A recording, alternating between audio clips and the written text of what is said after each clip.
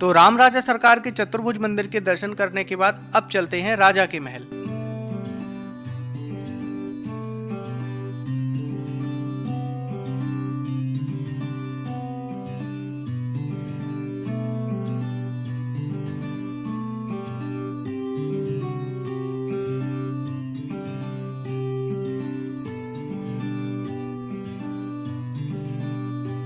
ओरछा के महल पहुंचते ही जो सबसे पहले हमें देखने को मिलता है वो है इस महल का घुमावदार दरवाजा। ज्यादातर महल या किले के दरवाजे सामने की तरफ ही होते हैं, लेकिन ये दरवाजा एल शेप में है ताकि कोई भी दुश्मन इस दरवाजे को ताकत लगाकर तोड़ ही ना सके, क्योंकि इसमें ताकत लगाने के लिए जगह ही नहीं है। ये किले का मुख्य दरवाजा है और इसे कटीला दरवाजा कहा जाता था, क्योंकि इस दरवाजे के दोनों किवाड़ पर भाले के आकार के छोटे छोटे कांटे लगे हुए हैं। ऐसा इसीलिए किया गया क्योंकि पहले के समय में दुश्मन सेना हाथियों द्वारा किले का दरवाजा तोड़ दिया करती थी, पर ये कांटे होने की वजह से हाथियों द्वारा भी इस दरवाजे को तोड़ना संभव नहीं था।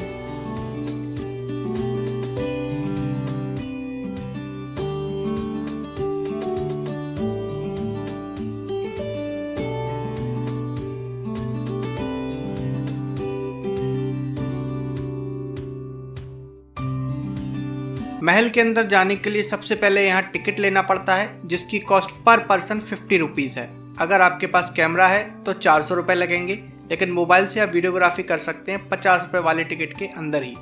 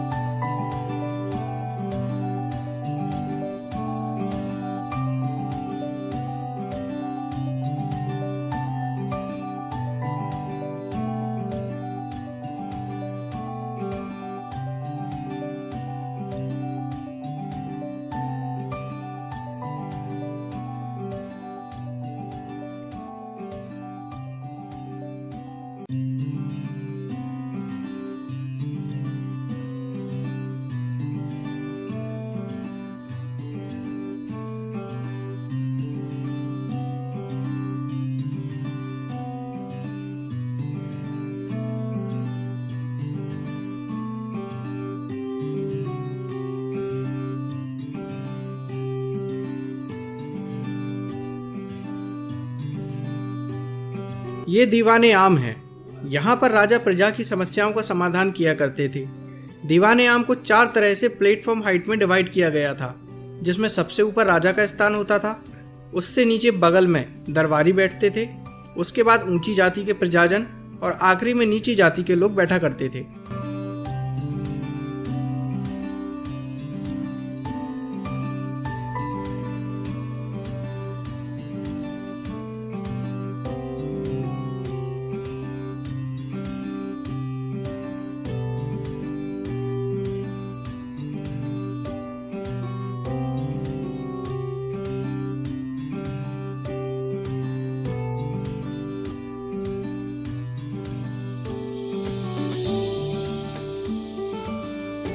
यही वो जगह है जहाँ राजा बैठकर अपना दरबार लगाया करते थे।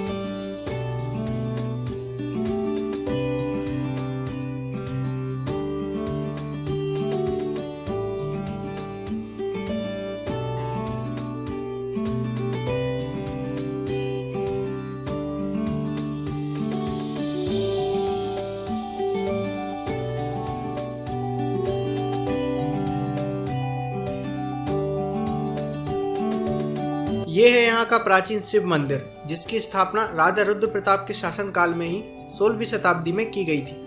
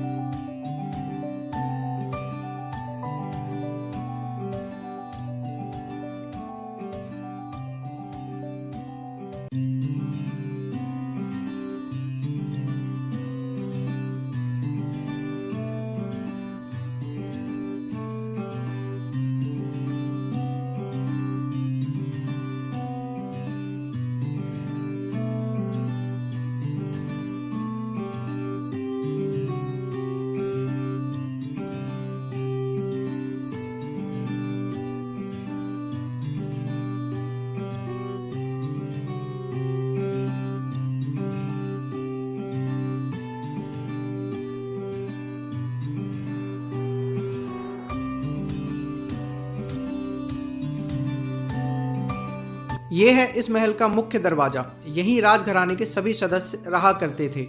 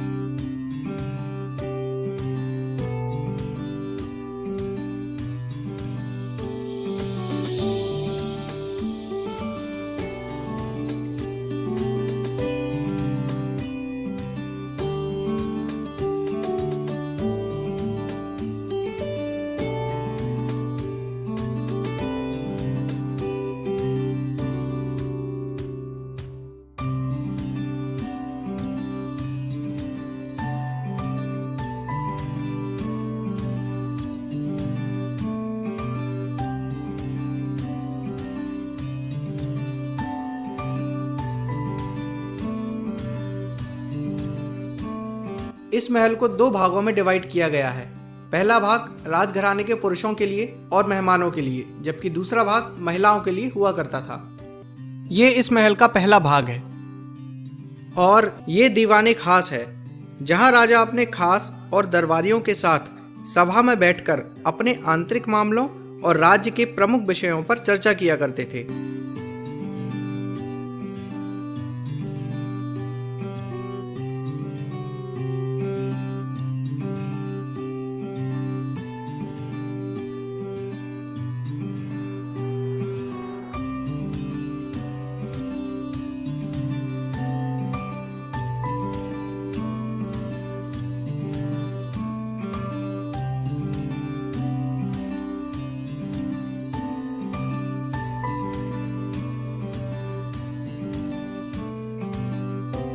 इस जगह पर रंगमंच हुआ करता था, जहां नृत्यकाएं नृत्य करके राज परिवार और उनके मेहमानों का मनोरंजन किया करती थी।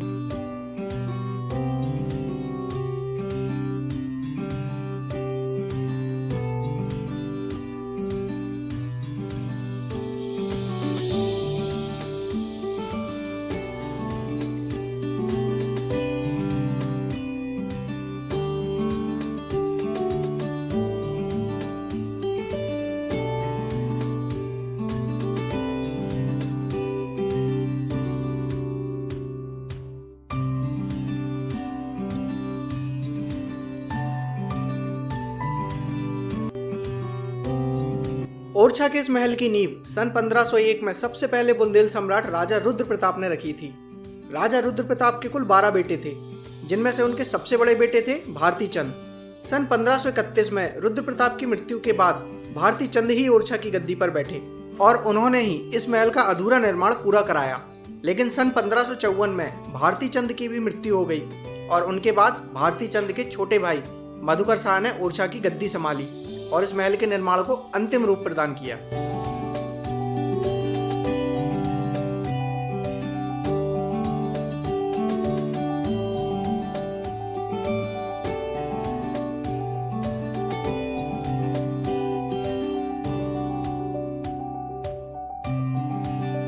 ये उस समय का फाउंटेन हुआ करता था और छोटे बच्चे इसको स्विमिंग पूल की तरह भी इस्तेमाल किया करते थे।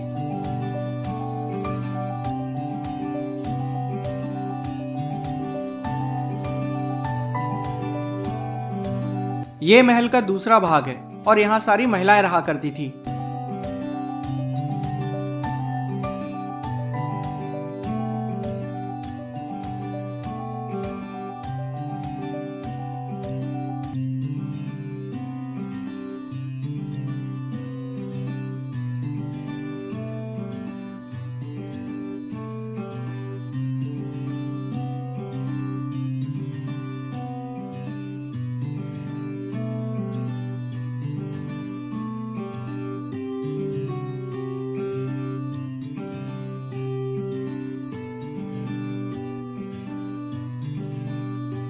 ये उस समय का बाथरूम हुआ करता था, जहां राजा या रानी बैठकर नहाया करते थे।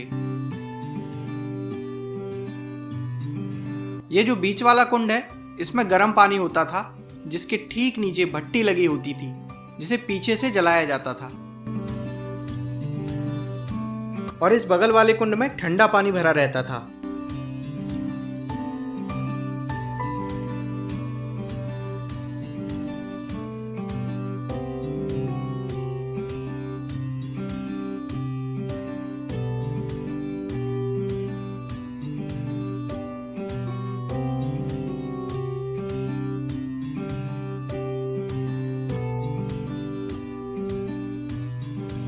और ये था यहाँ का फ्रेश रूम। जैसा कि यहाँ देखा जा सकता है कि कई सारे टॉयलेट सीट एक साथ क्रमबद्ध तरीके से बने हुए हैं।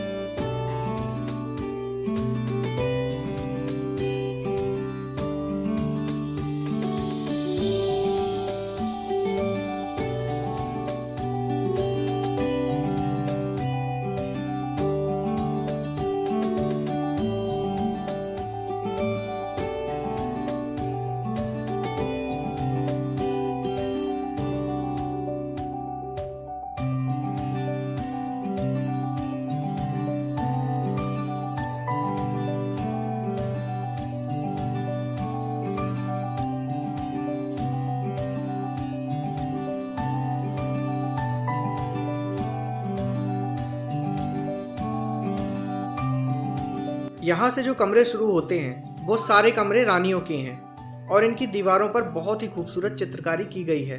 हर कमरे में दीवार कम से कम 2 मीटर चौड़ी है और इन्हें इस तरह बनाया गया है कि रानियां अंदर ही अंदर बिना बाहर जाए एक से दूसरे कमरे में आ जा सकें।